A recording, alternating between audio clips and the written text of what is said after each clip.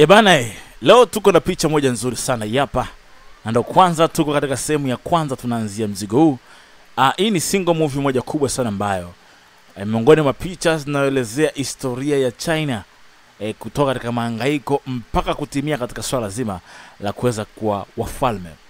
Kwa kabla ya system ya ufalme kutokea duniani. Kwa movie ilianza kabla ya China kuweka system ya kuwa na wafalme, alafu baadaye marais wa nchi.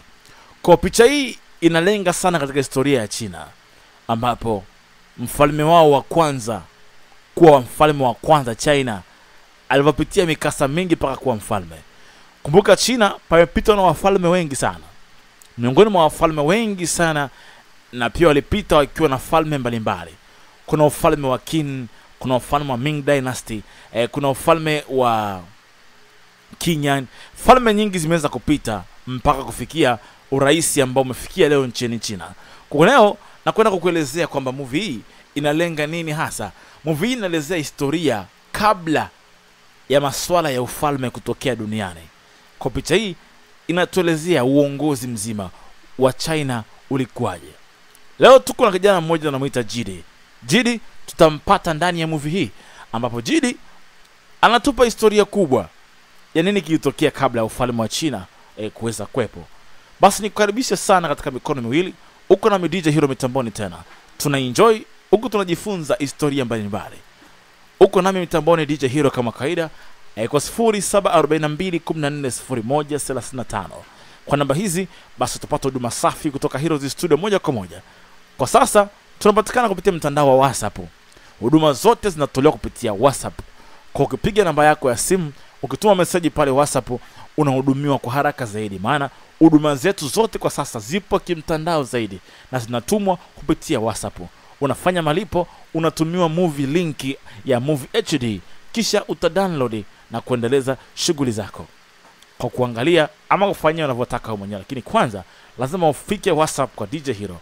Na WhatsApp yangu ni 0742140135. Tukaanze picha hii kwa upendo wa kimungu. Twende kazi. Hebu tuanzie katika upande wa milimani ya mbali sana. Kuna bwana mmoja anaitwa Jidi. Huyu ndo Jidi ambaye nilikuwa nikimuongelea hapa. Jidi anaangalia milima kisha anatupa story. Asema nimezoea kuvuka hii milima mara nyingi sana. Mara nyingi kwa ajili ya kuuza chumvi au kwa ajili ya vita. Nimekuwa nikivuka mto mara kwa mara. Na kila mara napovuka mto basi huwa naacha alama moja na ichora katika mawe. Na sijui wazazi wangu walianza lini kuvuka hapa. Kwa hiyo yeye amekuta baadhi ya mistari pia ishawekwa tayari. Kwa hiyo kuna watu wengi ambao wamevuka na maisha yao yamefia katika mto hapa. Mto umekuwa chanzo kikubwa sana kwa wao kuweza kuvuka kwa ajili ya swala lazima la chumvi au kwa ajili ya vita. Ndipo walikuwa wakipigana sana. Kwa katika njia hii maisha ya watu wengi sana wameweza kufa wakijaribu kuvuka mto mara kwa mara kwenda kutafuta maisha mazuri. Hebu tuanzie hapa. Hapa leo kuna ibada moja inafanyika. Kumbuka ni kipindi cha enzi za mawe, zamani kabisa. Leo kuna watu wanafanya ibada hapa wakimuomba Mungu wao awasaidie waweze kuvuka mto kwenda salama. Ibada ilikuwa ikifanyika hapa ni ibada ya kumuomba Mungu wao awasaidie waweze kuvuka mto wakiwa salama. Kwa sababu kipindi hicho palikuwa hakuna mashua wala hakuna mtumbwi. Ni watu ambao wanaishi katika teknolojia ya zamani sana. Basi hili kabila la Chusong linaishi kando kando kabisa ya mto mmoja mkubwa sana. Na kila mara wakijaribu kuvuka mto basi wanakufa watu wengi sana na lazima wavuke. Wanavuka kwa ajili ya kutafuta maisha mazuri. Basi wanafanya ibada kisha wanamtoa mtu mmoja kama sadaka. Cheki, mto wenyewe ndo huu. Mto umekuwa mto mkubwa sana. Mtu kuvuka lazima sadaka iweze kutolewa. Miungu ipokee mtu mmoja ndipo iruhusu waweze kuvuka. Basi kabla ya kuvuka basi mtu mmoja anawekwa pale kama mwanamke kama huyu. Huyu mwanamke kajitolea kuvushwa hapa. Kwa hiyo amejitolea kuwekwa hapa na akivuka akifa basi ni sadaka kwa miungu. Inapokea sadaka. Unaona? Mto una mawimbi sana makali. Unaona? Mwanamke kama huyu kazama na akafia hapo. Huyu mwanamke ni kama sadaka kuiomba miungu iwaruhusu kuvuka. Miungu ya Yusong, pokea sadaka yetu. Tunahitaji chumvi kwa kijiji. Sasa wanaamua kutuma watu wachache waende kutafuta chumvi. Unaona? Hawa vijana wanavuka kwenda kutafuta chumvi katika ngambo ya kijiji kingine. Unaona? Inabidi wavuke mto kwenda ngambo kutafuta chumvi. Unaona? Wanaingia vijana kama 50. Unaona? Wanaingia vijana kama 50 kuvuka mto. Sasa watakao faulu kuvuka, hao ndo watakwenda kuleta chumvi. Mto ni mto mpana na ni mrefu sana na lazima waweze kuvuka.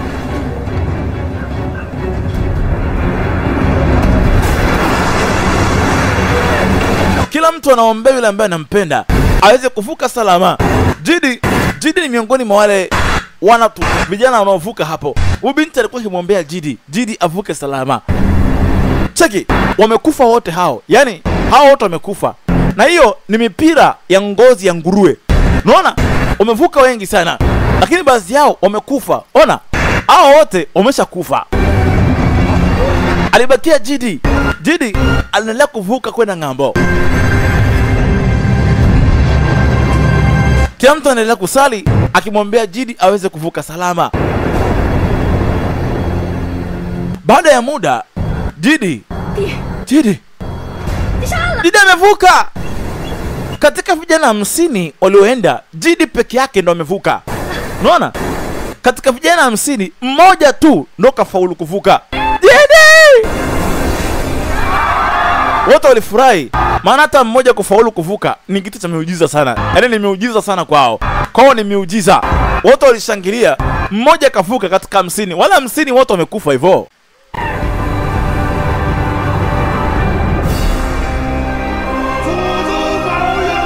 Mungu atubariki. Wote walifurahi.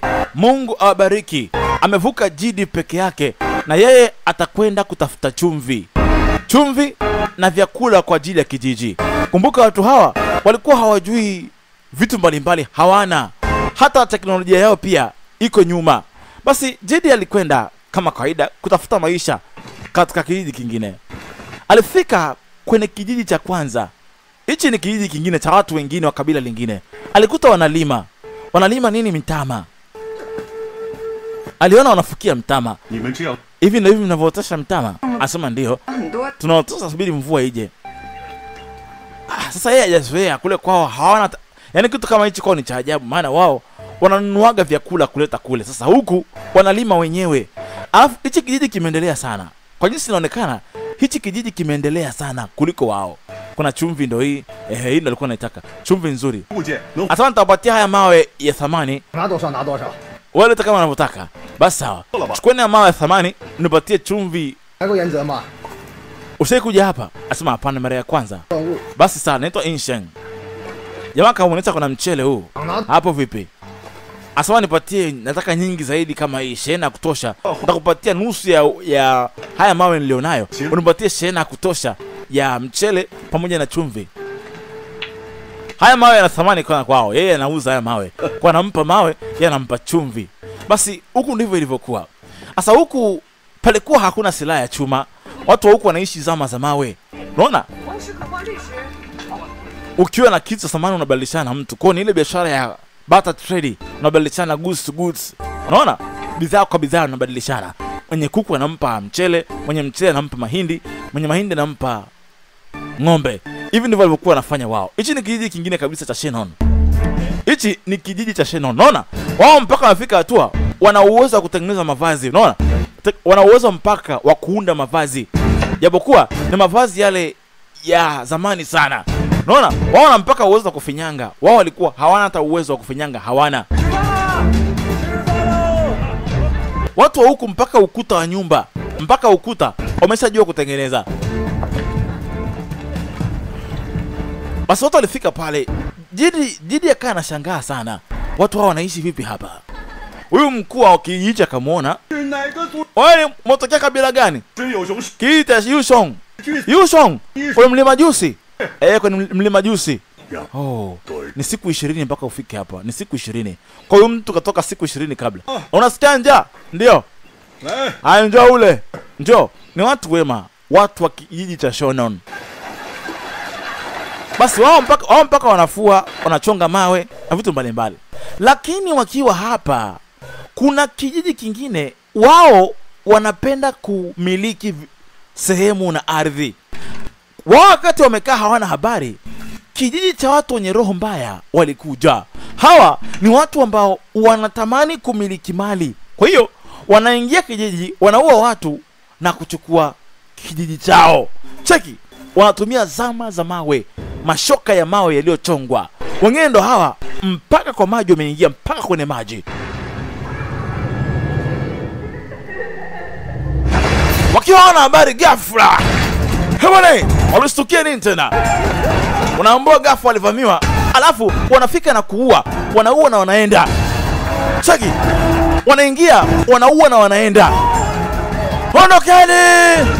Sasa wanafika, wanakuua na wanaenda. Cheki, wanafunga, wanakamata. Wao wanataka wanawake. Unaona? Wanataka wanawake na mali mlizonazo. Hawajai kuwa na gomvi na mtu. Wanashangaa ni nini tena? Mbona wanashambuliwa? Wanashangaa kwa nini wanavamiwa? Wanavamiwa kwa nini na hawajai kuwa na ubaya na mtu yoyote yule? Ikabidi Jidi wasaidie, na alikuwa hapa. Jidi akaamua kuwasaidia. Cheki, wanatumia mashoka ya mawe na visu vya mawe. Cheki, wana roho mbaya sana. Nyundo za magogo. Nyundo za magogo. Wanawake kwa wanaume, wanaua kweli kweli. Kisha wanakamata wanawake, wanabeba. Kama huyu anachukuliwa, wanaondoka na yeye. Cheki, wanashangai nini? Wao wenyewe hawajui nini. Hawaelewi. Walivamia kile kijiji na wakaribu kila kitu. Basi baadhi yao walikimbia, ikiwemo chifu. Alikimbilia mlimani alipo mganga. Ikabidi chifu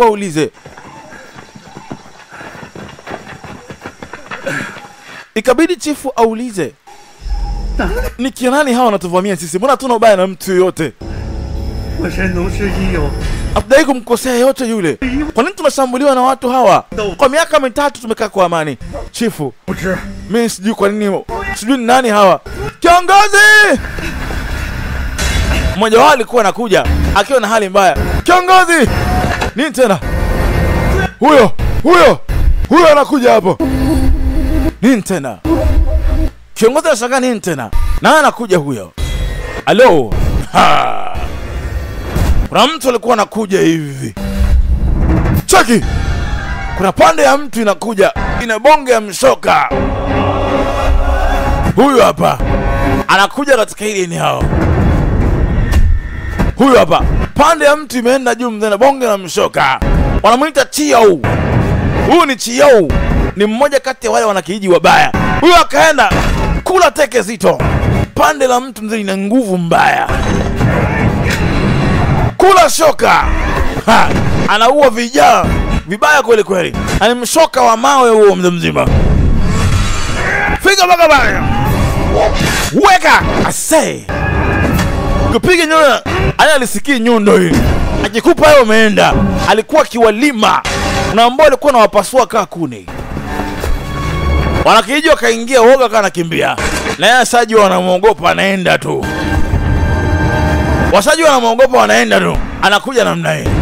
Asa kila wanapenda na wafuata. Cheki, wanamuogopa. Huyo akajitosa.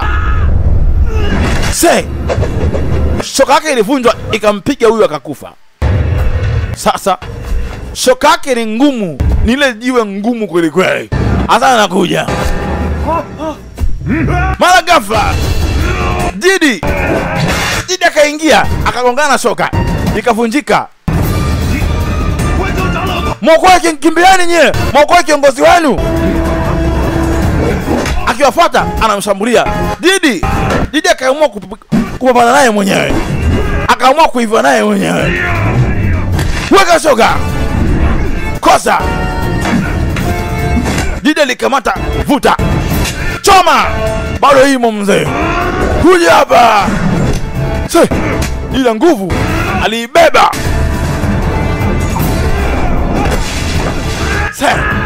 Tako malizia. Ngoma ililima kwenye mti. Ngoma ikavunjika. Jidi akaona hapana. Hii jamani ina nguvu kweli kweli. Jamani kashangaa huyu naye anapigana naye huyu. Kwa miaka mingi hajapatana na mtu anapigana naye kama hivi. Chio akashangaa huyu ni mzuri huyu. Mara ni kiumbe hili. Alikula kibao. Kumbe wanafuga mpaka dubu hawa. Dubu hili hapa. Wanafuga mpaka dubu hawa. Bwana. Jamaa kuona dubu wanaamini ni Mungu wao. Yeye anafikiri ni Mungu wao, kwa hiyo anasujudu. Kumbuka kule kwao wanaabudu wanyama kama hawa, anahisi huyu ni Mungu. Jamaa kacheka kweli. Afikiri ni Mungu? Wewe. Jamaa kaiamrisha. Cheki. Akaiamrisha imfuate, ikamtafune. Ajiji alikimbia. Akajua hii sio Mungu hii. Cheki, yanafuga mpaka wanyama hawa. Dubu inamkimbiza, ikimkamata inakula. Bwana. Kuja hapa. Jiji anakimbia na yeye na ngome kapita. Fika beka kuimula. Ikaona ni huku, imekosea njia. Ikamfuata jiji. Kwa juu kabisa kuna chali mmoja mzee yuko hapa anaongoza wanyama. Dogo anapita kwenye miti kavi anatembea. Huyu hapa. Akana mfukuzia jidi mzee, wewe kuja hapa. Kuta mshale alimpiga, mshale huku zama. Mshale wake hauna nguvu. Cheki. Kana ngata mbaya kama vampire. Aka hapa. Ala mnyama huyu hapa.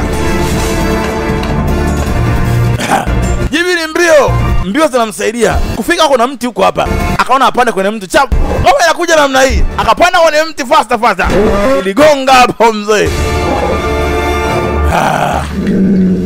Jamaa kajua kazi imeisha hii.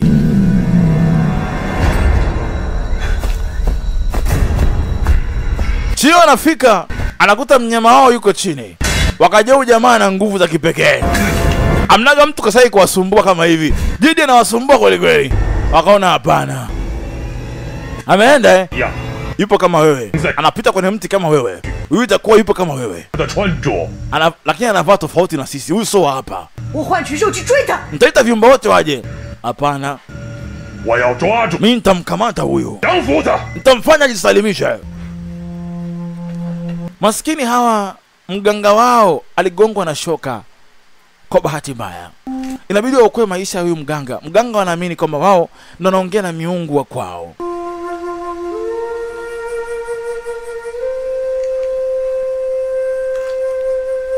Walimlisha majani lakini walikuwa wameshachelewa. Mganga alishafariki siku nyingi. Mganga wao alikwisha kufariki. Kuhani wetu amefariki. Kuhani amefariki. Basi wakamsindikiza. Kuhani wao amefariki.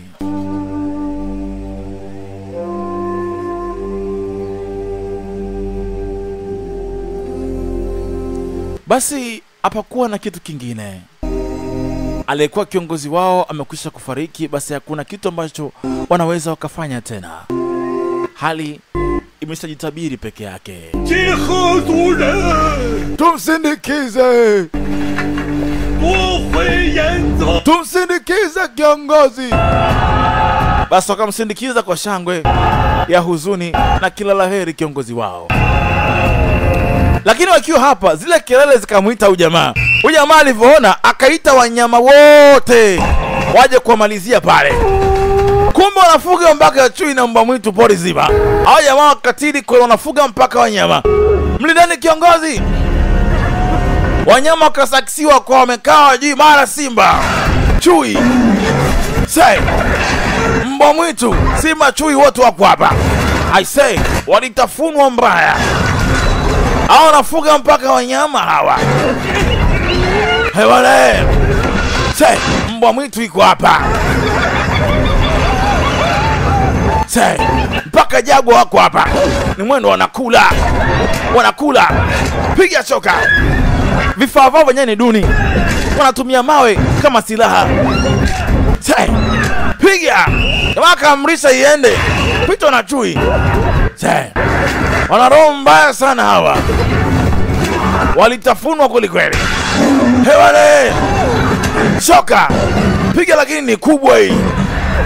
Akashuka mwenyewe akaenda kumalizia. Cheki yeye mwenyewe anakuja pigo za chui.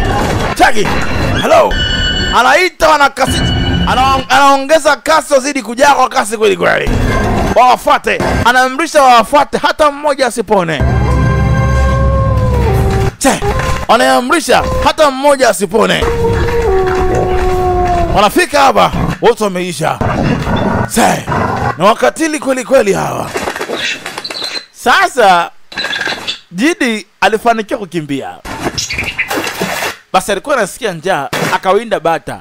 Hata kumbuka Jidi amepona chupu kule. Azakati anazama kufuata bata, kumbe hapa pana tindiga. Hii sehemu ikaanza kuzama. Ni ile sehemu ambayo kuna matope ambayo yanazama. Kwa hiyo ni maji ambayo yana matope yanayozama. Sasa anajikuta anazama.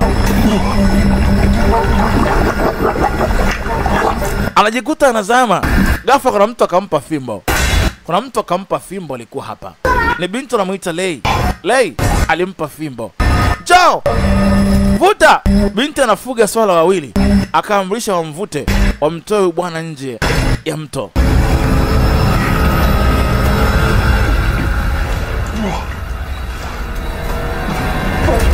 Alifanikiwa kutolewa. Ajulikane binti wapi huyo. Wanamuita Lei. Lei alifanikiwa kuwatoa pale. Basi baada ya kuokolewa walijuana na kutambulishana. Jamaa alitoa kampasi yake akawa anaangalia maeneo.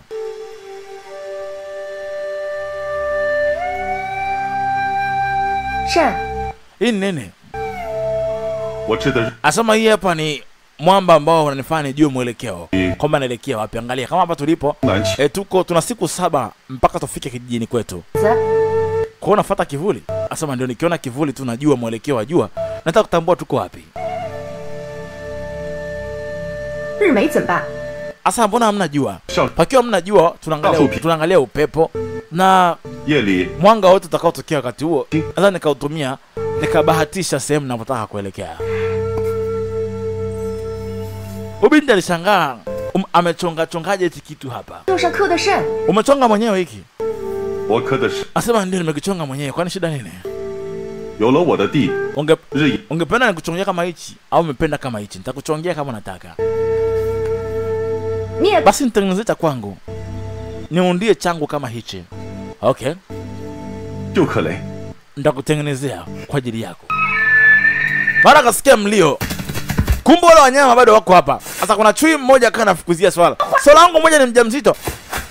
Swala yake mmoja na mimba. Swala wa huyu binti. Sasa hataki wale swala aweze kuuawa. Jamaa akatumia mshale, piga mshale. Jidi, piga mshale. Mshale unadunda. Mnyama adondoki. Fika mpaka pale, kamuai. Piga mshale. Lakini alifika na kamuua yule swala. Choma. Binti anarukiwa. Jamaa kawahi kamalizia. Choma kwenye ukuta wa mti. Ukuta wa mti. Akamsulubisha pale kwenye mti. Kaipigilia hapo. Sasa huyu swala ameuawa na alikuwa na mimba tumboni.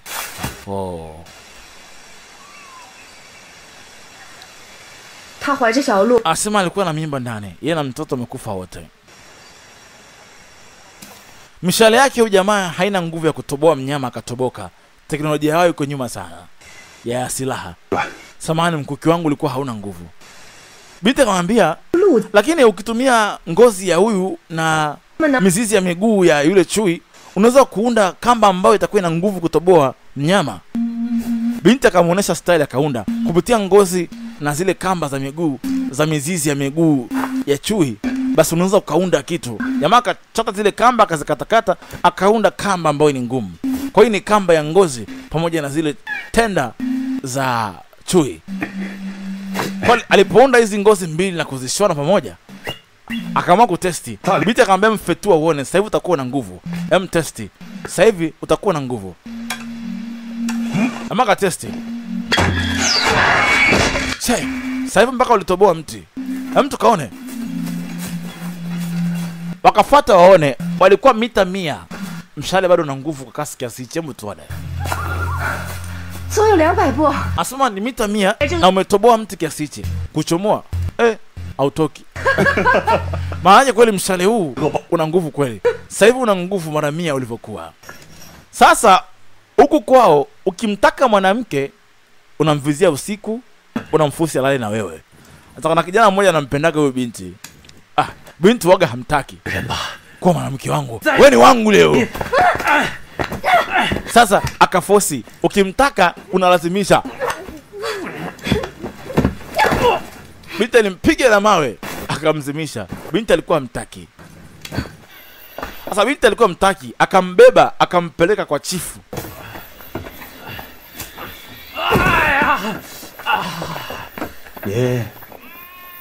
Aupendi huyu mwanamke, simpendi Jiu. Kwa nini umpendi? Kwa sababu mimi namtaka D.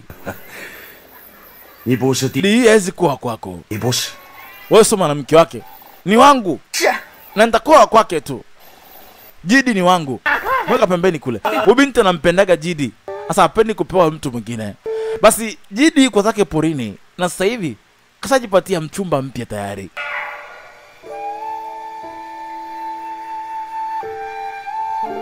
Jidi baada ya pilika amejipatia mchumba aliyeokoa maisha yake.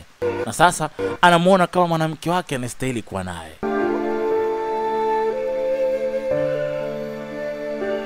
Anamuona kama mwanamke wake anastahili kuwa naye. Na sasa ameamua kufanya naye maisha. Baada ya mateso mengi yaliyopitia akiwa porini, basi amejiridhisha kabisa huyu anafaa kuwa mwanamke wake. Tutafika kwetu sio muda mrefu. Na tukifika huko utakuwa kwangu. Asema ninajua. Je, unajutia kunifuata mimi kwenye maisha yako?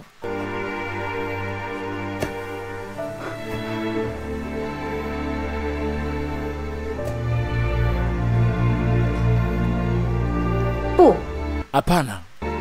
Sijutii. Binti kashampenda naye, basi wamependana wote pamoja na watakuwa wote siku zote za maisha yao.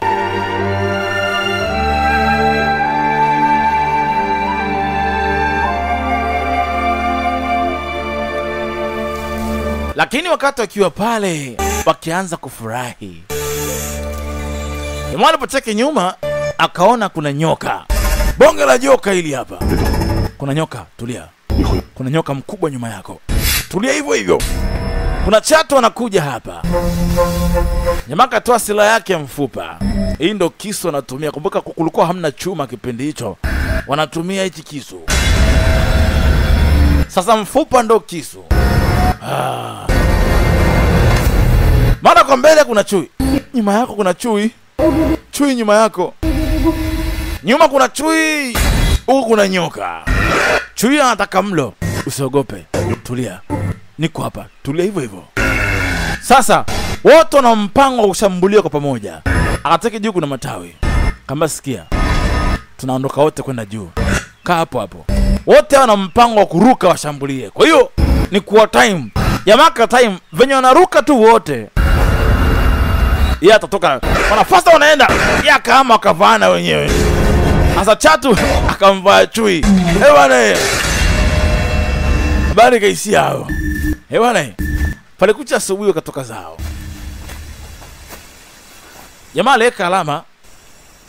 Asa mwelekeo huu unaelekea kwetu ni huku. Kwa niliweka hizo alama kitambo tu. Kwa sijapotea njia. Kwa hiyo twende. Tunafika kwetu baada ya kuvuka mto. Kwa umeweka hizi njia nzima. Asema nilipokuwa nikikamatwa na mvua ikinikuta, nilikuwa natafuta njia kurudi nyumbani kwa kuweka alama. Kwa nikiweka alama nafahamu kwetu.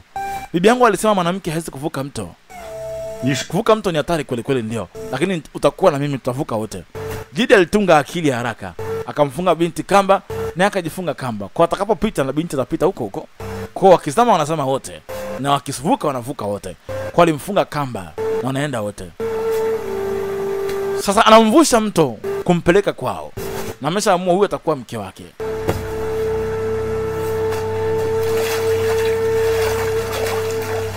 Sasa wanaamua kuvuka mto na akajishika naye waweze kuvuka wote.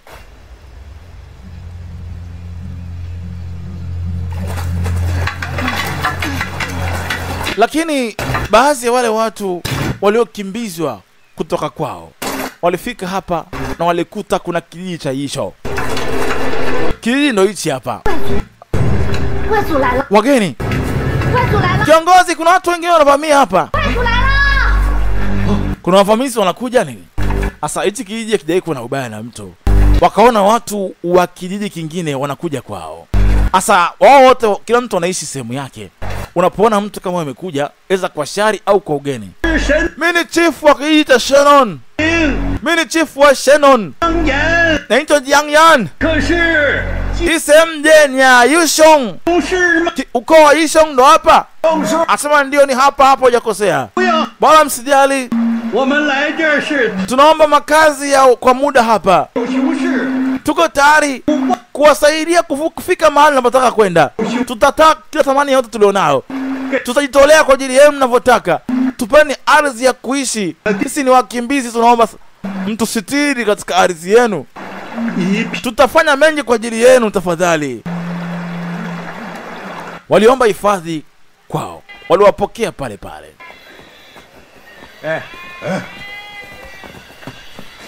Wakati huo Jidi anafika kwao. Walifika hapa ni kwao. Alikuja na binti huyo. Asa binti akatoka ndo huyu. Jidi, umerudi? Nilijua nimekuandalia bata mzuri na supu ya bata ndani. Supu ya bata. Wow. Akaona amekuja na mwanamke. Huyu ni nani? Ubinti sio hapa eh? Asema anaitwa Lei. Ni binti kutoka mbali, kutoka Siling. Ni mwanamke wangu sasa. Binti alikasirika. Mbona hujafurahi mimi kuja hapa? Sijafurahi. Toka hapa. Wewe ni mzuri. Mimi nilizaliwa na huyu. Hapa ni kwetu. Hapana. Mimi sijasema nakupenda wewe. Sijai kukupenda wewe. Basi msijali, tutakuwa wawili. Tutakuwa wake zake wote wawili. Staki, ni wangu peke yangu. Wasubutu kuniibia Jidi wangu. Wewe. Mimi sijai kukupenda wewe. Mo akaona huyu binti kamwibia mwanamume wake. Na yeye alikuwa anampenda Jidi tangu zamani. Akahisi huenda huyu binti kamwibia. Wewe rudi. Kamfuate. Hapana. Sidai kumwahidi kuwa nitakuwa mke wake mimi, au mimi nitakuwa mke wangu yule, hapana. Sidai kumpenda pia. Wewe ndo mwanamke pekee unastahili kuwa na mimi.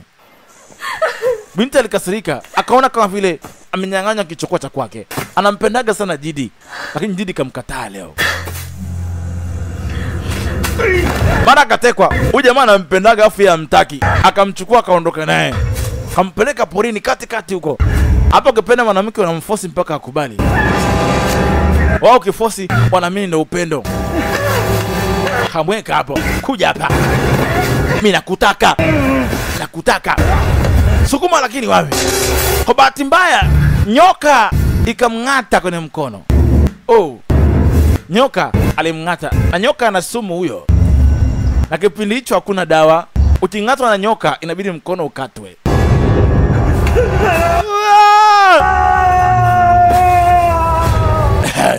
Na kulikuwa hamnaga dawa. Miaka hiyo hakunaga dawa.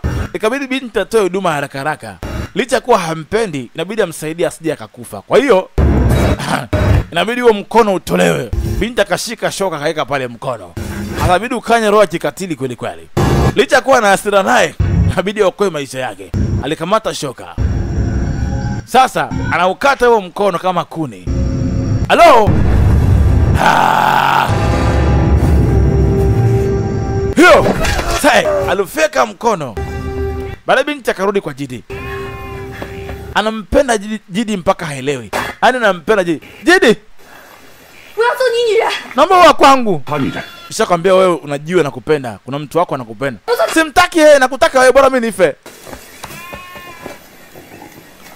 Jidi! Nakuomba wewe wa kwangu. Binti akaomba hadi apendwe. Kama ukinikataa, naenda kujiua mwenyewe. Jamaa alikataa, hamtaki wala hakujali. Binti akaona acha aende kujiua tu. Jidi amekataa, hamtaki. Anamtaka aliyenaye yeye. Jidi akaomba sana ampende, amekataa. binti akawa anapotelea mbali. Hata nikajiue. Binti akaenda kujiua. Na binti akisema anaenda kujiua, anajiua kweli. Jamaa kaona hata ni wai. Binti ataenda kujiua wakati binti kaomba hata awe mke wa pili. Jamaa anakataa. Binti akaona kujiua, ikabidi Didi amfuate. Fuata. Binti kama kwenda kujiua, akajiulia mbali huko. Jamaa kafika kamrukia. We! Binti alikuwa tayari kujiua. Wewe! Nitakuwa na wewe. Kweli? Utakuwa mwanamke wangu. Utakuwa mwanamke wangu kuanzia leo. Twende. Basi akambeba akaondoka naye kama ashakuwa mali yake. Hapo tayari ukipata unakuarua tu. Akikuelewa unakuarua. Kesi imeisha. Basi wakaanza kufundishwa kulima. Wale watu waliowasaidia wakaanza kuwafundisha kulima, jinsi ya kulima mazao. Basi hawa walikuwa wanafahamu kilimo nini. Mheshimiwa Chifu wa Shannon, umetufungua macho juu ya kilimo. Kicha hicho hatuwezi kuwalipa fadhila mliotutendea. Mmetupatia ardhi ya kuishi hapa. Mmetupa makazi. Basi nyinyi ambao mmetuokoa, tutaishi maisha yote hapa. Basi hii ni upendo mkubwa sana kwetu. Basi huku kila mtu anafanya kila kitu kumfanya mwanamume wake afurahi. Basi binti baada ya kukubaliwa kuwa mke wa pili na watakuwa wote pamoja, basi binti alikuja huku. Katika hili pango kuna maji yanadondoka.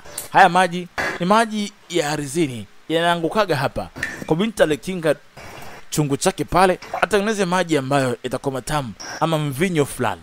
Kwa binti aliunda mvinyo wa mtama ambao ukiuozesha, ukitatusha, unakuwa na ladha fulani tamu. Na maji ya ardhini inakuwa na ladha nzuri. Binti akaweza kuunda kinywaji fulani. Kulikuwa mnaga pombe, kwa hiyo unaunda kinywaji chako kizuri mradi tu kiwe hakina madhara.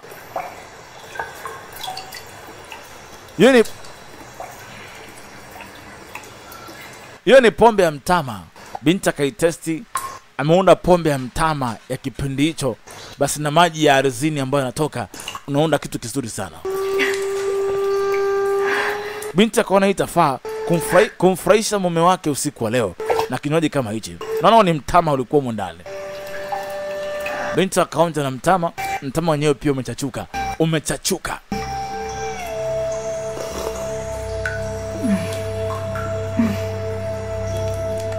Basi jioni, wakati wa mlo wa jioni, binti alipeleka ile sehemu ya kinywaji pale kwa mume wake akionje kiko vipi.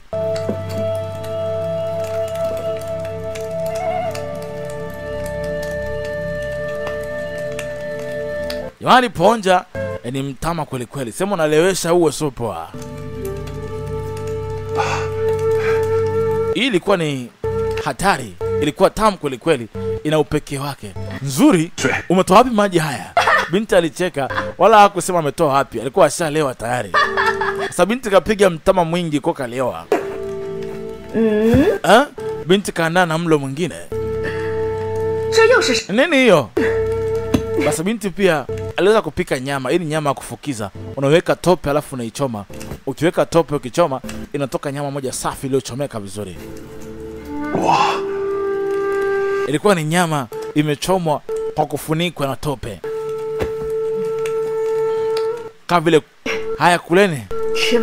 Nitawaambia nini baadaye. Ilikuwa ni nyama nzuri kweli. Basi wote wakawa wameweza kula. Basi walikubali kuwa wake wawili wa huyu bwana. Na ilikuwa jambo la furaha sana. Mara binti huyo, binti akazima, amelewa balaa. Mo alikuwa amelewa. Basi baada ya pale, baada wakawa anatembea, jamaa anachora alama, anatia alama sehemu mbalimbali. Hii nini? Asema hii ni siku ya kwanza ulipokuja hapa niweka hii alama. Na alafu asema hii alama ina kila maana ya ishara, kila mwaka na mwezi na siku. Kwa jua likimulika lafuata hizi alama. Kwa nikifuata jua, najua tupo muda gani katika ile eneo. Kama leo tumemaliza mwaka leo, tangu tumekutana.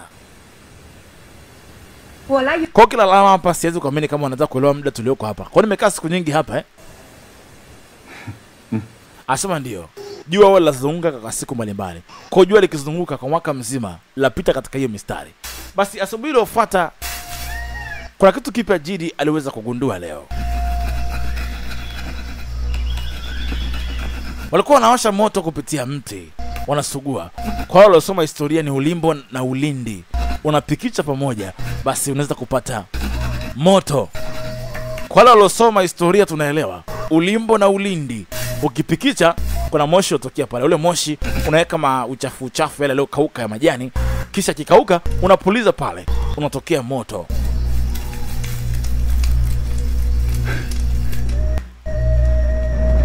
Basi alifanikiwa kuwasha moto leo, na leo aliwasha moto. Kuna kitu kipya amegundua. Amegundua kitu kipya. Washa moto. Basi waliwasha moto katika ile eneo moja. Watu wakaona moto kule. Moto! Moto! Uvamizi! Uvamizi! Sasa ukiwasha moto mkubwa kama hivi, watu wanahisi ni uvamizi. Watu wanahisi kuna uvamizi katika ile eneo. Kabidi waje kwa wingi. Hey, subiri, subiri. Nimewasha huu moto mimi hapa. Hamna uvamizi. Mimi ndo nimewasha huu moto. Kwa nini nawasha huu moto? Moto kiisha nitawaonesha nini kipo hapo. Basi moto ukawaka, baadaye ukaisha.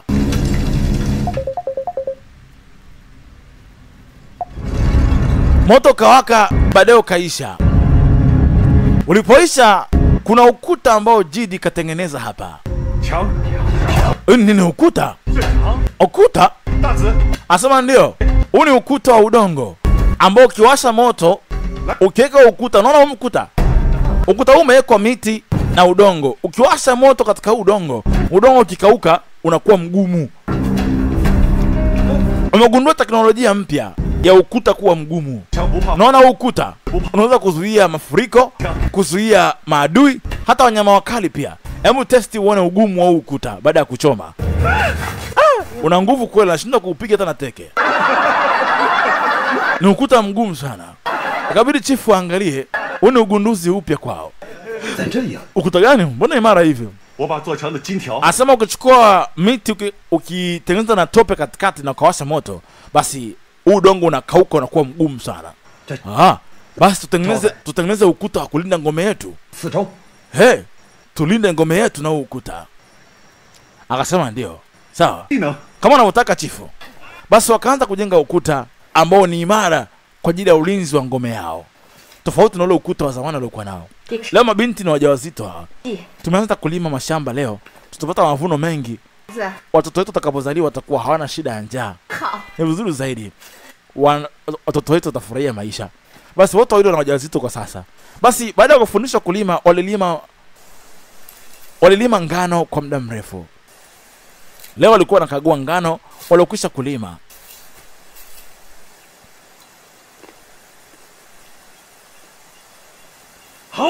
Ngano ya kutosha iko hapa. Ngano nzuri. Ilikuwa ni shangwe kubwa sana.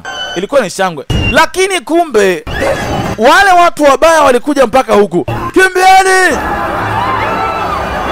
Kumbe wale wanakijiji wabaya wanaowinda watu walishavuka, wako hapa. Kimbieni! Wanaenda kijiji mpaka kijiji. Leo wanasakisia wanyama wakali waende kuwawinda. Lakini hao walishajenga ukuta. Walifunga haraka haraka. Walishajenga ukuta wa kujihami na watu kama hawa. Wanyama wanajaribu kuvunja, wanashindwa kuingia. Geti ligumu la magogo, walishindwa kupenya, na ukuta ulikuwa mgumu. Wote walisepa, wameshindwa kuingia. Wanyama wakaitwa. Baada ya wanyama kuitwa, kuna mtu alikuja. Chio alikuja paka pale. Mnafunga tusiingie. Chio ana nguvu kweli kweli. Chio alipocheki kuna ukuta wamejenga hawa. Sasa hii ni teknolojia ambayo watu wengi hawana. Hawa wamejenga ukuta mgumu. Kwa kuingia kwao itakuwa ni ngumu. Chio kaona anajamini kuwa ana nguvu sana. Akaona ngoja.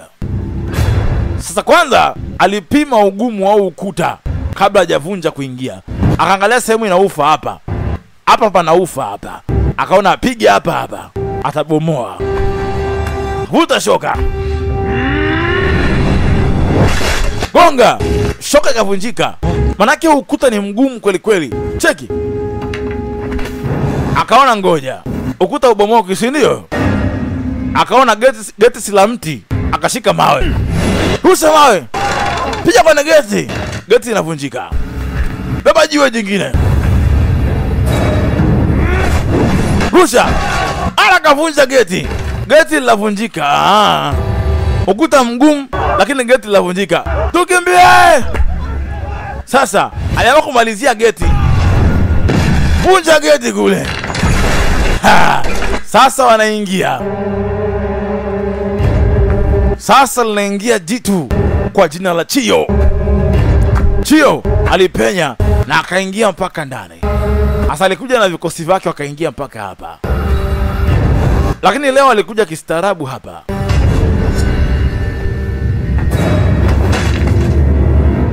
Walikuja kistaarabu hapa leo. Alichukua ngozi akavaa. Kuna kitu kimewatamanisha hapa.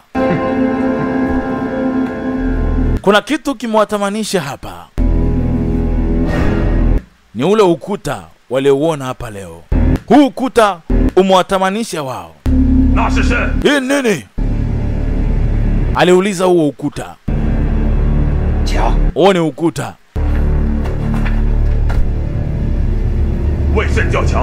Kwa nini mnaita ukuta? Maana yake ngumu. Unazuia mafuriko na wanyama wabaya na watu kama nyie mnaovamia hapa. Nani kajenga? Jidi. Jidi kajenga.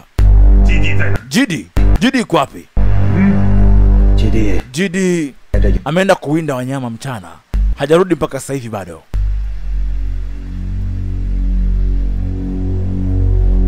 Walitamani ule ukuta na wao hawajai kuujenga. Chukua watu wako na mpotee hapa.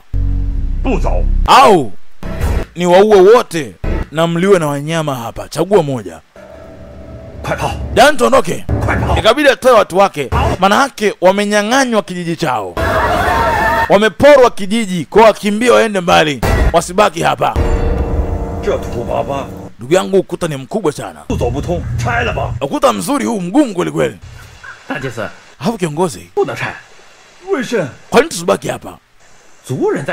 Tukichukua watu wetu tukawaingiza wakaishi katika ukuta mkubwa kama huu. Amna tuvamia. Tutaishi vizuri hapa. Mungu katupatia ukuta kama huu jamani. Mungu jiuli kafanya kazi kubwa, katupa nchi nzuri kama hii. Waliamua kujimilikisha kile kijiji. Na anajenga ukuta. Ainda sui Jidi. Jidi amejenga ukuta. Jidi. Asa Jidi ipo kuwinda huko. Ajui kinachoendelea kwao. Yeye anawinda swala kwa ajili ya mlo wa siku wa nyumbani kwao. Baada ya wananchi kufukuzwa, walikuja kufanya ibada huko. Walikuja katika mapango kufanya ibada. Kwa nini? Mmoja kati ya mke wa Jidi anajifungua leo. Jidi anawinda mnyama kwa ajili ya supu ya mke wake. Mke wake ni yule binti Lei, miezi 9 imefika. Ni wakati wa kujifungua. Yule binti anamuita Mo. Wakati huo mke wake wa pili pia ni mjamzito, lakini Mo anajifungua wa kwanza. Choma mnyama. Ibada inaendelea. Asa yule binti Mo alikuwa akimpenda sana Jidi. Leo alikuwa anajifungua. Jidi kawinda mnyama, anakuja igo mkubwa kutoka mbali. Piga nani? Hao wanaendelea kufanya ibada. Ibada inaendelea. Mnyama akachukua swala anaondoka naye. Jidi akaona hapana. Hao wale igo wakubwa wa zamani. Vuta mshale, akapima ngoma inaenda. Choma. Mnyama akaachiwa, wakapata mnyama. Igo alikimbia na kasepa. Huku ibada inaendelea. Binti kajifungua mtoto.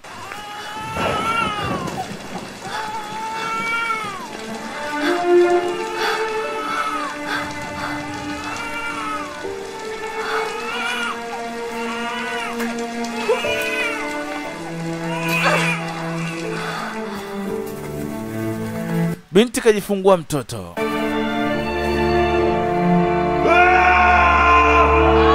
Jamaa furaha mpata mnyama. Mnyama!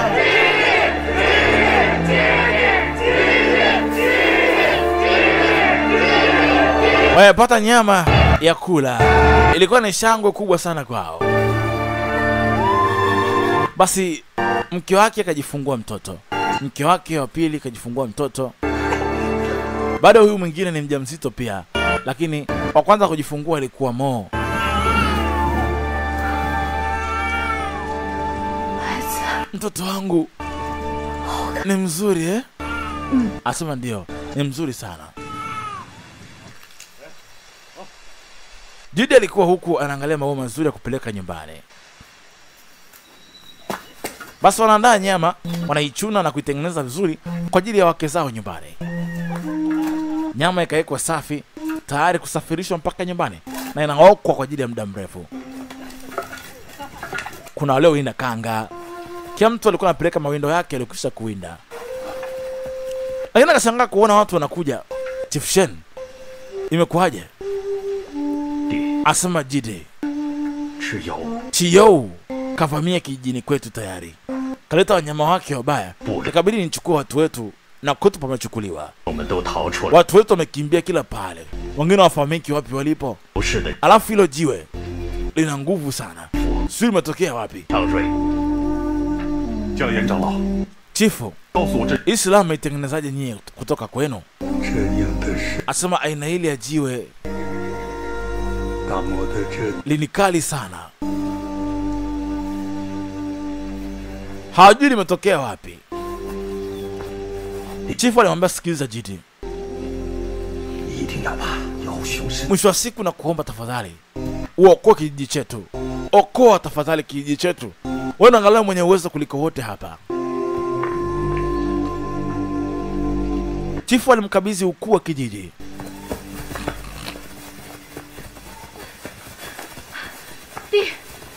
Jidi, Leia amekamatwa. Asa Leia alikamatwa. Leia ni mke wake Jidi, mjamzito. Alikamatwa na kina Isho.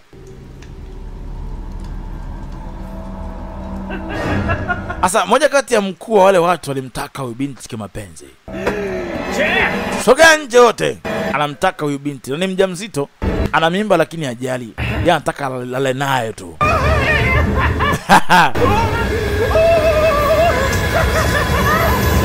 Binti anakimbia kuja hapa.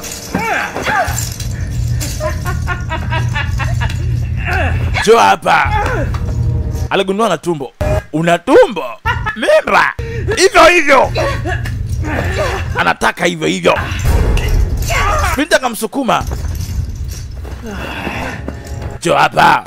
Lakini hicho aliingia. Taka kumpiga na jiwe muue. Wewe. Wacha. Namtaka. Ni mke wa Jidi. Usimguse. Wanamtaka Jidi. Hawajui Jidi ana uwezo kiasi gani. Mwache aende. Namtaka, nimesema kwani shida nini? Tukimkamata Jidi tukamweza, huyu mwanamke utamchukua unavyotaka, lakini kwanza Jidi apatikane.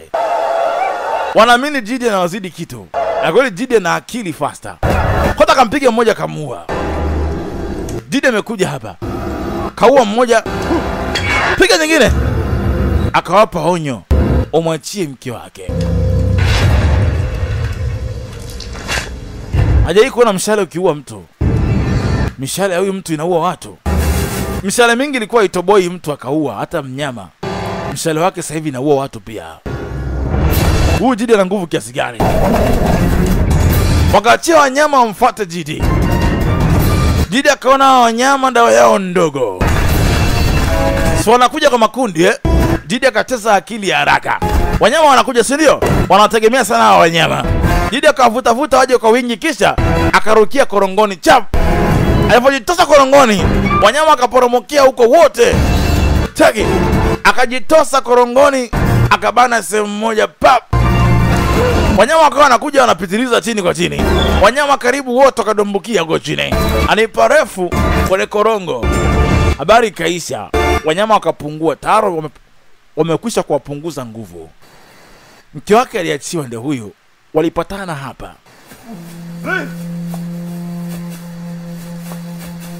Lei!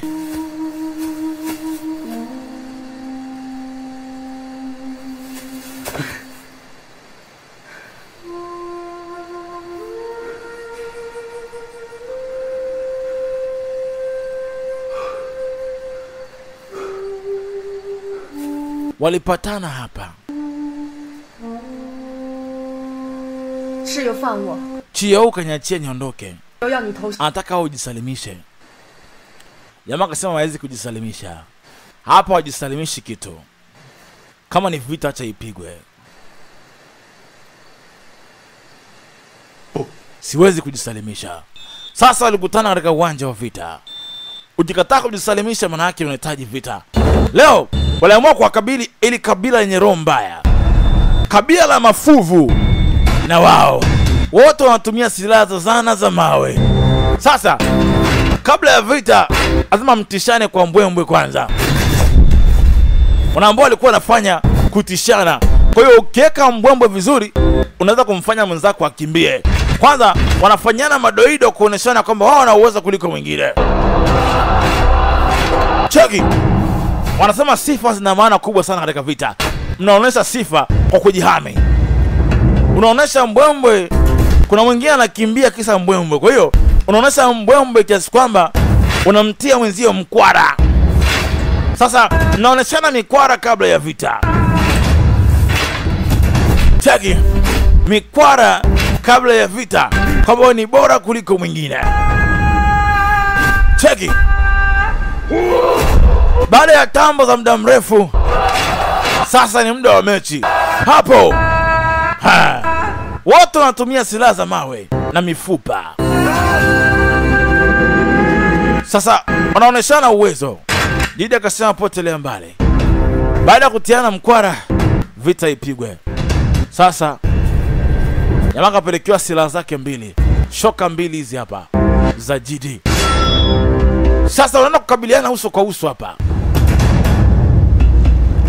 Sasa wanakwenda kukabili uso kwa uso kuzichapa. Aliyeko imara atafahamika leo. Sasa wanakwenda kuzichapa. Mjongeo polepole kuelekea katika uwanja wa vita kumkabili adui. Mashoka, nyundo, mawe, kila kitu cha nini kinatumika hapa. Yishou anakuja. Jidi anaongoza watu wake wanaenda. Vamia!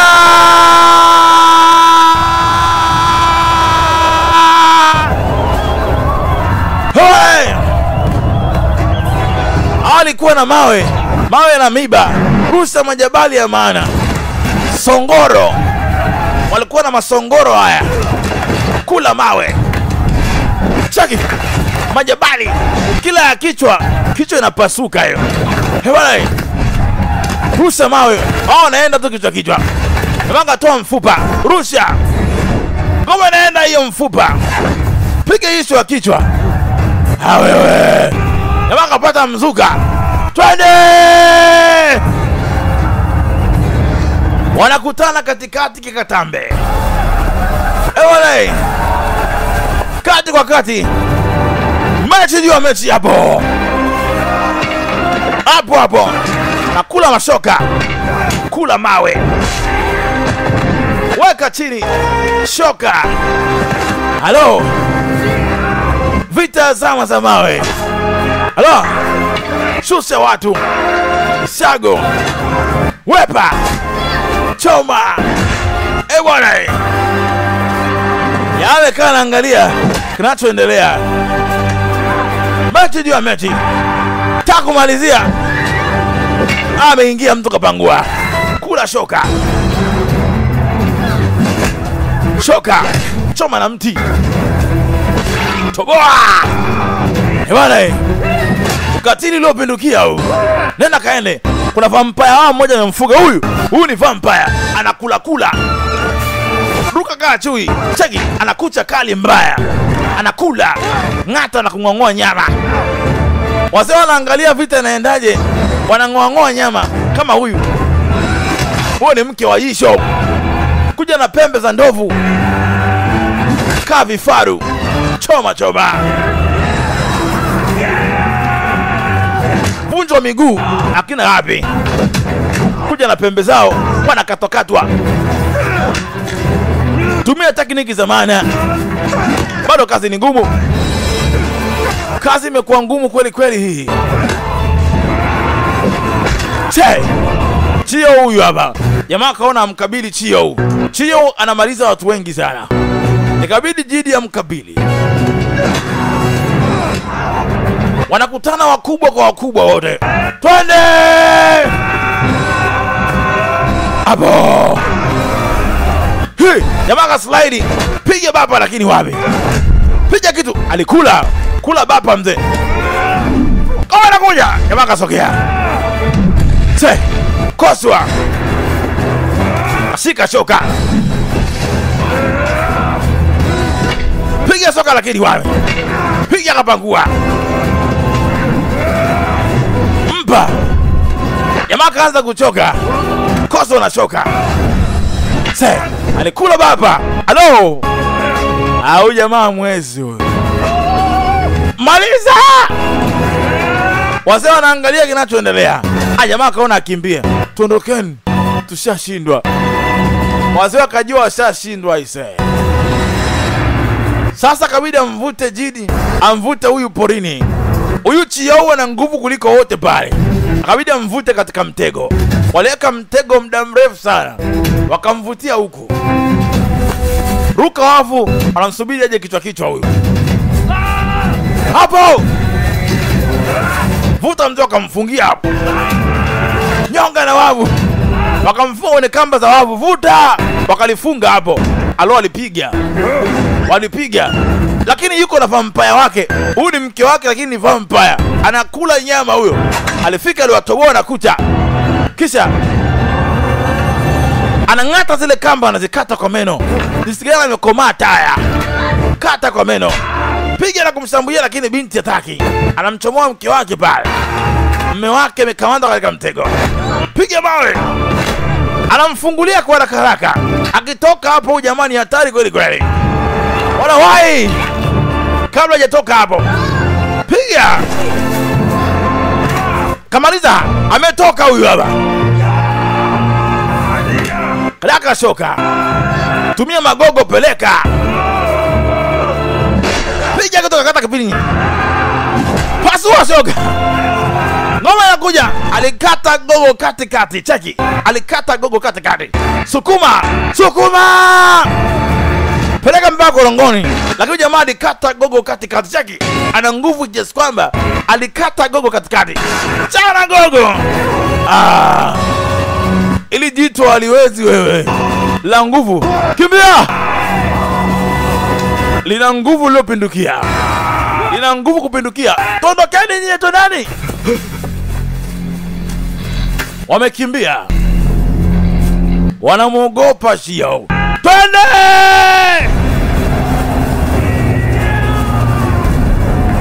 Wameona wamekimbia.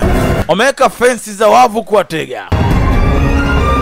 Wanaogopesha na fensi za wavu. Wanasepa. Kata! Wanakata huku wanaenda. Sasa baada ya kuona pamesha nuka, inabidi wakimbie waondoke. Hamna sehemu nyingine, lazima wakimbie waende.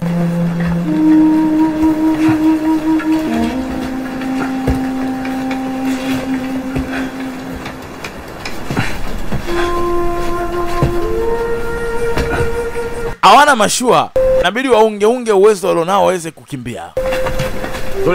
Chifu, bila kuwa na ngozi za nguruwe za kutosha, ataweza kuvuka mto bila hizo. Hatuna uwezo, muda umeshaisha mheshimiwa. Toa mawazo. Hatuna chaguo. Tunavuka hivyo hivyo. Wenye mashua wasiokuwa nao tunavuka hivyo hivyo, hamna namna. Chifu! Chifu! Wameshaingia hapa wanakuja. Baadhi ya machifu wanaamua kujiua. Machifu wakaamua kujiua. Ikabidi hawai machifu. Machifu mheshimiwa, hatuna chakula. Na Chio na watu wake wanakuja. Inabidi tujiue tu. Upuzi. Hamna kujiua mtu.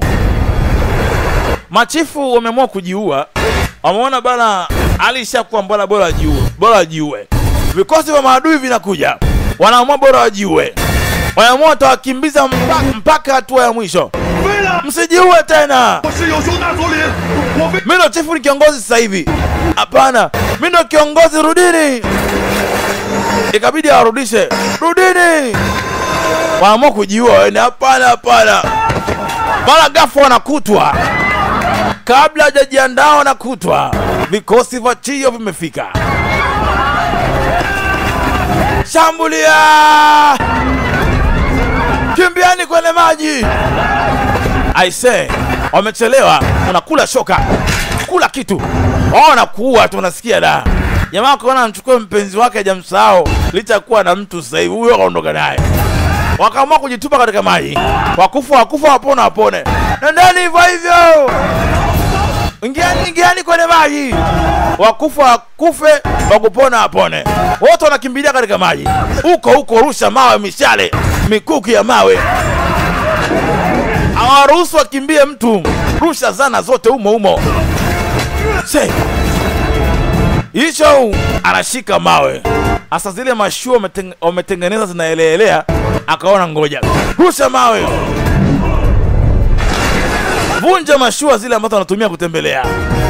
Anakamata majabali na rusha, naenda mbali. Rusha na kosi target. Vunja mitumbwi wanaotumia kutembelea wazame. I say, waliwaweza kweli. Wengi waliangamia katika ule mtu ambao wanauogopa. Baadhi yao walipona, ndo kama hawa. Kazi haikuwa nyepesi.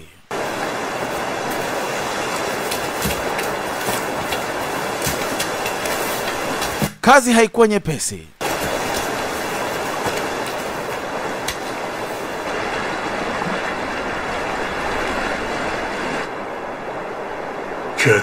Asema mto mkubwa umemaliza hatima ya kijiji cha Isho, kimeisha. Hapana.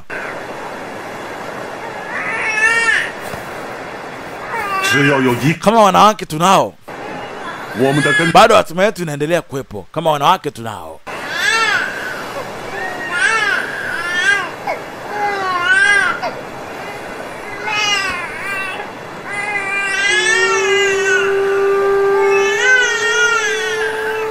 Wameandamwa na visanga vikubwa sana.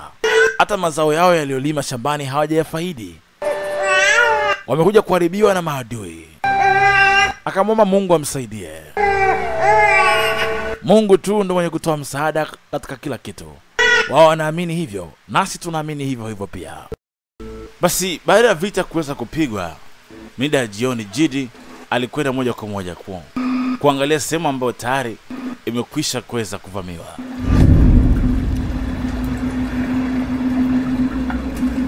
Alirudi tena kule.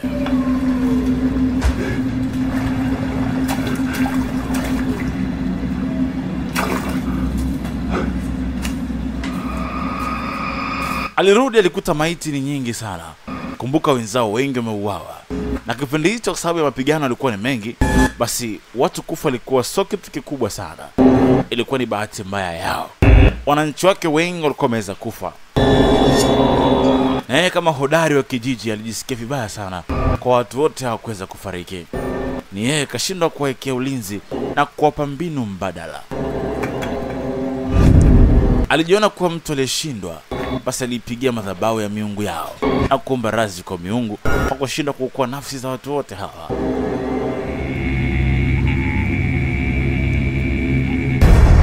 Alijiona mkosaji sana mbele ya miungu wa kwao. Baadaye alirudi msituni kuwatafuta baadhi ya masalia ya wale wananchi waliokimbilia porini. Kumbuka kila mtu alitawanyika kwa sehemu yake. Basi alikuja kuwakusanya wale ambao wametawanyika. Alikuwa akitoa ishara kuwaita baadhi ya watu ambao tayari walikuwa wametawanyika na kukimbilia porini. Basi wote alianza kuwakusanya mmoja baada ya mwingine.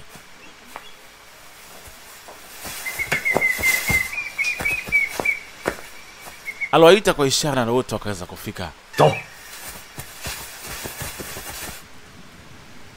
Baadaye alimfuata huyu. Ghafla walivamia kwenye kambi ya maadui. Huyu ndio kiongozi wa maadui, alimkuta pale. Mimi ndio Jidi. Niko hapa. Hey, nita msaada. Hao wasichana wake pia ni walinzi. Licha kuwa na wake pia ni walinzi, wanamlinda kiongozi wao. Tupa na ngozi akimbia. Huyu mmoja anang'ata na kwambia nakula kama nyonga Jidi. Choma, muweni. Alichomwa kweli kweli. Yao anafurahia kweli kweli, kiongozi mbovu huyo. Ibidi apeleke mashambulizi.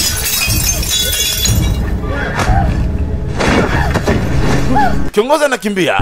Huyu kiongozi mbaya, anashindwa kuongoza watu wake vizuri, anapelekea vita kila siku. Kuna bonge ya kibonge mzee kamkamata. Anajikuta amezingirwa tawari. Watu kikuu wa mji wa Shanong wamefika.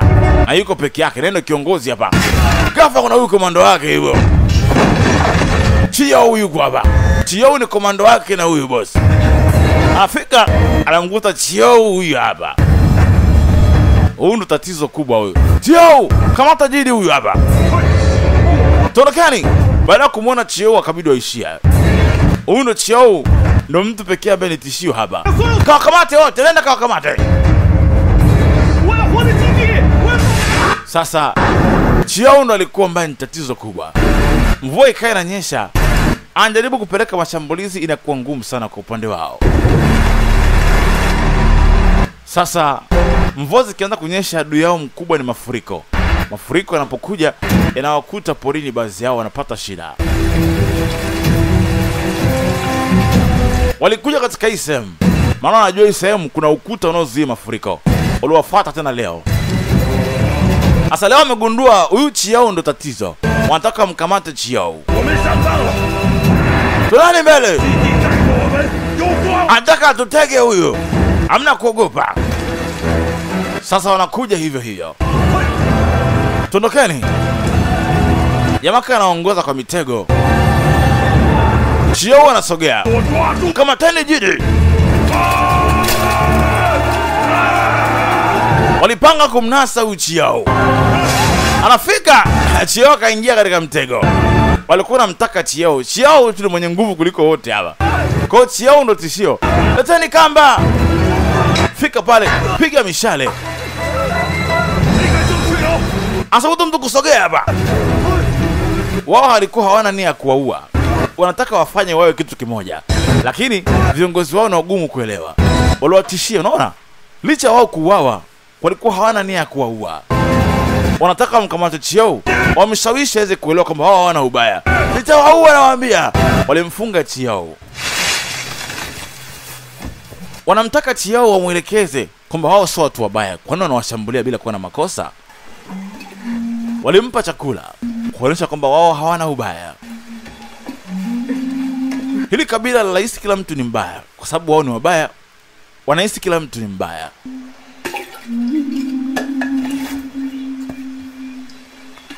Walitaka mauaji haya yaishe ili wote waishi kwa amani kwa vijiji tofauti tofauti.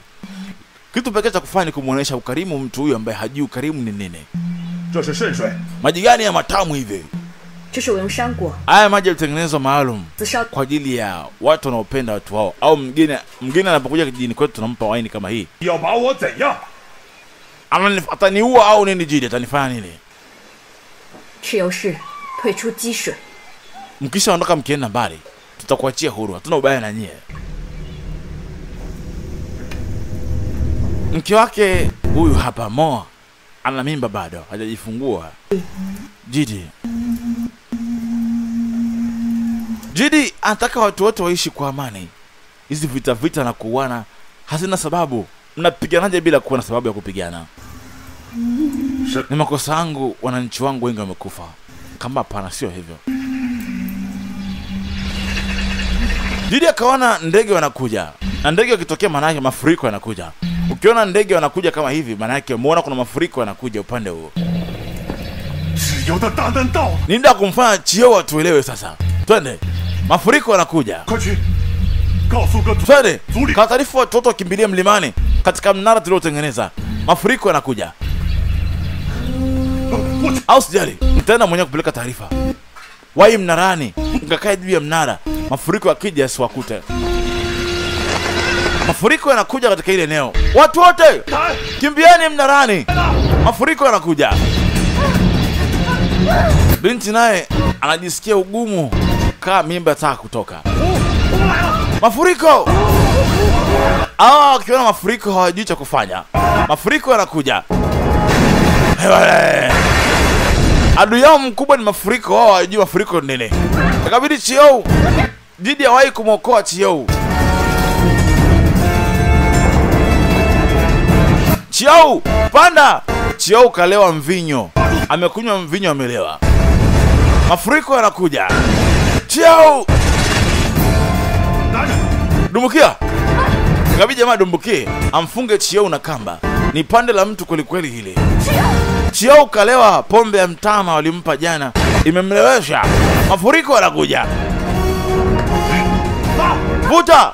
Na nia yake sio Chiao afe. Anataka ni Chiao atambue kwamba hao hawana ubaya na yeye. Kwani wauane bila kuwa na sababu yoyote ile. Kwanza walimtoa Chiao pale. Mafuriko yanakuja kule. Chiao ni mzito kweli.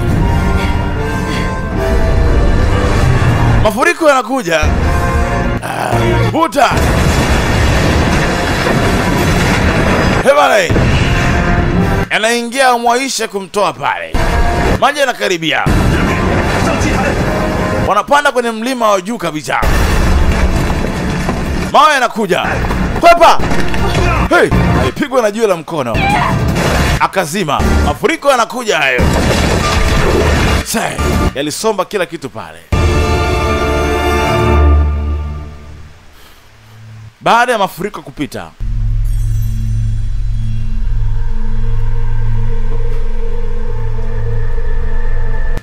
mafuriko kupita, Jidi alikuja kujisikia.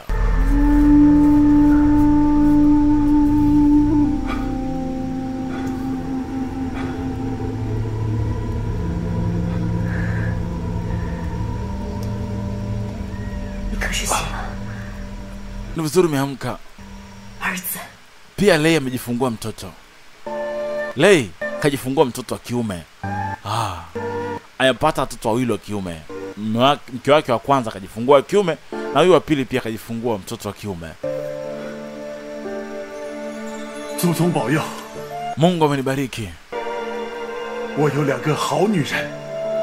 Nimepata wanawake wawili wazuri.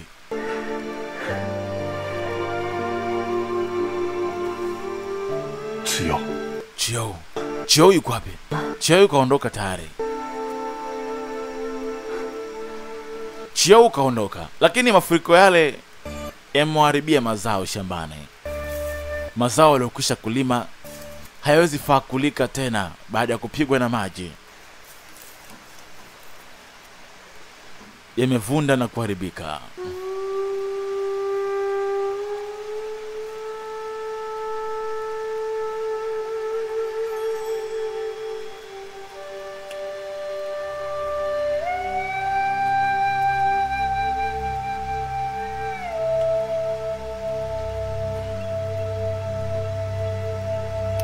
Mzee aliwapa ripoti, maana wao hawajui masuala ya shamba.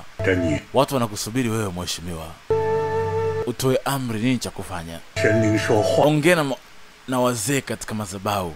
Watubariki tena kwa mvua. Tulime upya. Mama shangaa, Chiao anakuja, kamkamata kiongozi wao, kamleta kwake.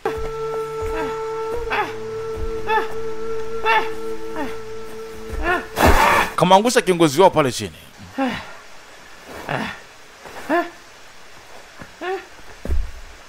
Chiao alimfuata Jiji. Wewe ndo kiongozi wa makabila yote kuanzia sasa hivi. Shika. Anamkabidhi silaha yake. Amemwamini kuwa anafaa kuwa kiongozi wa makabila yote ambayo yalioko hapa. Kwa kuwa kaona moyo wake ukarimu na kipekee mno. Alimpa silaha yake, ishara kwamba amejisalimisha kwake. Shangilia. Umoja huo. Umoja ulipatikana. Sasa walianza kulima na waliishi pamoja kwa upendo. Makabila yote yaliishi kwa umoja. Baada ya miaka kadhaa kuweza kupita, Chiao aliamua ondoke zake akasafiri kwenda mbali.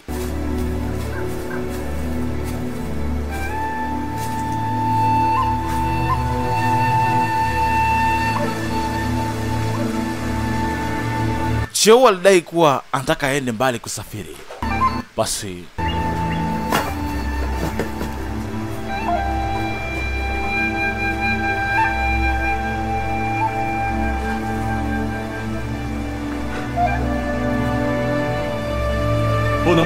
kwa nini usibaki na sisi? Hapana.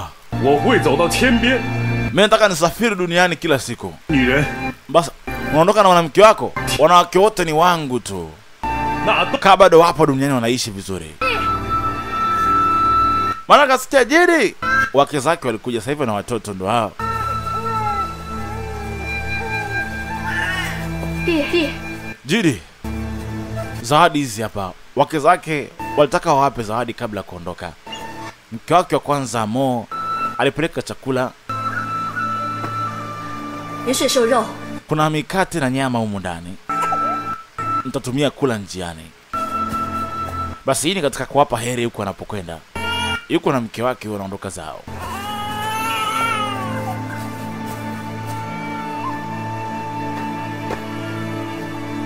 Ile ni taulo na kitana kwa ajili ya mke wako.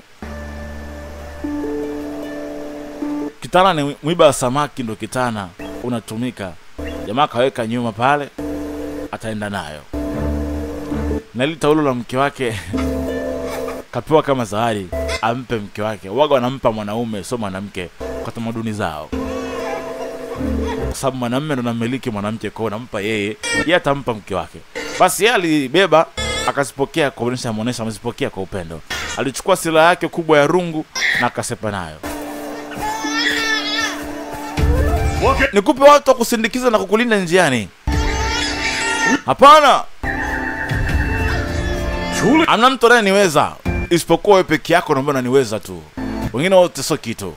Alisepa zake. Anajikubali sana Chiao. Akaita wanyama wake waliosalia waondoke zao. Baadhi ya wanyama wao waliosalia ndo hawa waliondoka nao. Wanakwenda kuanza maisha sehemu nyingine. Basi wananchi wote wameachiwa chini ya mikono yake. Makabila yote yaliachwa chini ya mikono ya Jidi. Yeye akaenda kuishi mbali, aishi kivyake huko. Yeye ni mtu anayependa kutembea tembea. Basi alikubali. Amekuwa mtu mwema sana Chiao. Baada ya miaka 20 baadaye, miaka 20 baadaye, leo hebu tuingie hapa. Wananchi walijifunza kulima, kuchimba mitaro na wakajifunza kilimo cha umwagiliaji. Leo wanafungua mitaro kuruhusu maji yaingie shambani. Hii ni baada ya kupata akili ya kulima mazao. Basi ya maji wanayapeleka shambani, yatawasaidia. Maji ya mto yatawasaidia.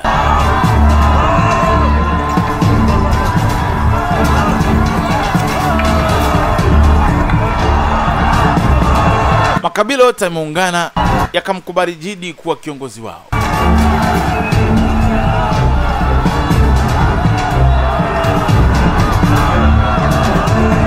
Leo wanajiandaa na mashamba. Chifu, kuna ugeni unakuja. 有人过来， Wanaonekana ni watu wanavuka mto ambao sio hapa, wanatoka mbali. Wanakuja na mavazi yao tofauti na ya kwetu. Kuna wageni wanakuja hapa leo. Kuna wageni wanakuja na ng'ombe leo. Vijana wawili waonekana wakubwa sana. Walifika mpaka pale. Ni miaka 20 sasa imepita. Walitoa heshima. 你们是 Nyie na kina nani? 是 Mimi naitwa mtoto wa Jidi, Chiao, naitwa Bo. 妹妹 Na huyu ni dada yangu huu. Amsipige magoti. Hawa ni watoto wa Chiao wamekuja. 你们父可好？ Baba yako yupo wapi? Baba yangu ameshafariki tayari. 换去了， Mungu alimuita. 这是他， Hii baba yangu alisema nikuletee wewe. 是大 Ameambia nikuletee pindi nitakapokuwa. 四只神鸟， Asema ina ndege wanne. Hao ndege wanne maana yake ni onesha utawala wa makabila manne. Maana yake wewe Mungu amekupa makabila manne uyatawale kwa pamoja. Kwa hiyo ni zawadi yake baba amekuletea. Baba yake ashakufa, kwa wale watuma watoto wake wapeleke hii. Muda ukifika. Kwa watoto wanatimiza zawadi baba yao alisema huyu mzee aletewe.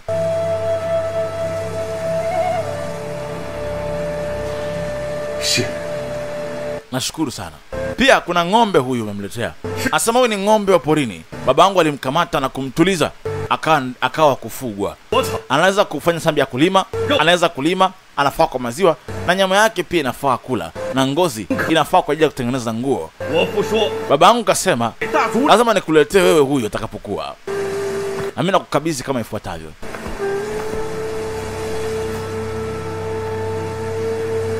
Alitoa ng'ombe mwitu huyo. Zamani ulikuwa unamkamata ng'ombe unamtuliza mpaka kukubali na kutii amri yako.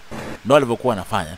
Kwa hiyo ni ng'ombe pori ambaye baba yake alimkamata na akamlazimisha awe chini yao. Basi kwa zawadi hizi ilikuwa ni wazi kabisa makabila manne yanahitaji kiongozi aliye bora. Na sio bora kiongozi.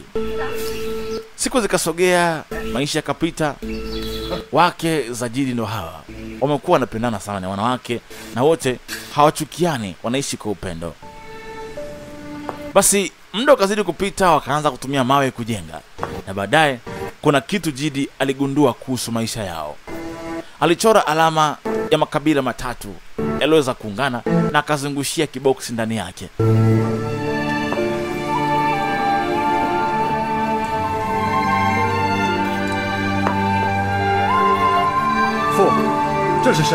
Maana yake nini? Maana yake nchi. Nchi ni muunganiko makabila yanaunda nchi. Na ama kabila matatu tuliojiunga sisi yanafaa kuitwa nchi.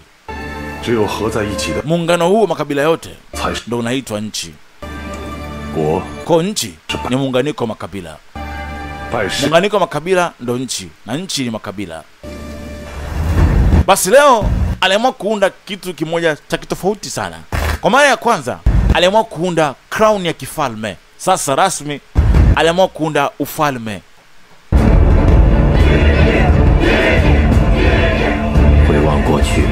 Baada ya kuona makabila yote yako chini yake, sasa aliona kabisa kuna haja ya kuunda cheo cha juu zaidi cha kufanya watu wao wakaishi kwa amani, pasitokee vita tena. Ndipo akaamua kuunda altar ambayo itafanya kuwepo kwa makabila kuwepo na makabila kuungana kwao yakaitwa nchi. Nchi lazima iwe na kiongozi mmoja mkubwa. Kwa hiyo mara ya kwanza aliweza kuunda crown ya kifalme, yani aligundua ufalme. Leo aliamua kuunda kitu kinaitwa ufalme. Aliunda crown ya mifupa na majani na ngozi, kwa sababu kipindi hicho palikuwa hajagundua chuma bado. Kwa hiyo mfalme wa kwanza ndio huyu, alipatikana ndani ya China. Hivi ndivyo safari nzima ya mpaka kuwepo kwa mfalme kwa mara ya kwanza China. Makabila yote mmenichagua mimi niweze kuwa kiongozi. Kiongozi wenu mpendwa aliyeko mbele yenu, Jidi, najisikia heshima na ukarimu ndani yangu. Nitaona kila mtu kama familia. Tutalima na kula pamoja, tutagawana chakula pamoja, na tutaheshimiana pamoja kwa upendo. Tutagawana mali na chakula, na kwa furaha tutagawana pia furaha kwa mmoja wetu. Basi mke wake alikuja, atakuwa ndo queen wa kwanza huyo. Alifika na kumpa kinywaji, ishara ya kuonesha umoja.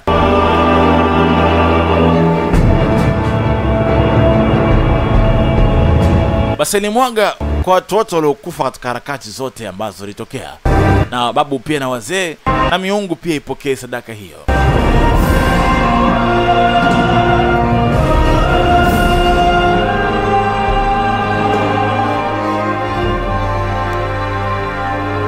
Hii atakunywa watoto wakimshangilia. Sasa anakwenda kuwa mfalme wa makabila manne. Kwa wote watakuwa ufalme. Kwa kutoka sasa hivi pataiundwa kuwa mfalme.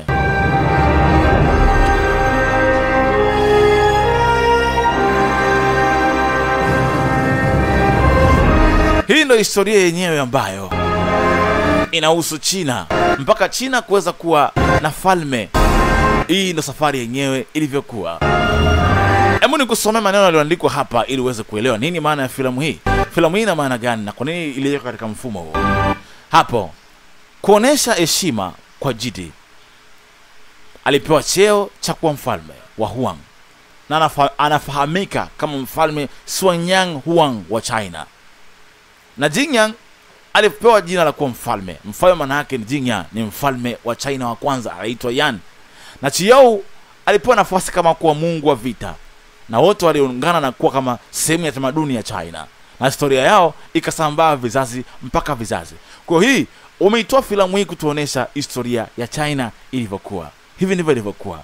Ulikuwa nami DJ Hero kuanzia mwanzo mpaka mwisho. Tukutane katika picha nyingine tena. Bye bye.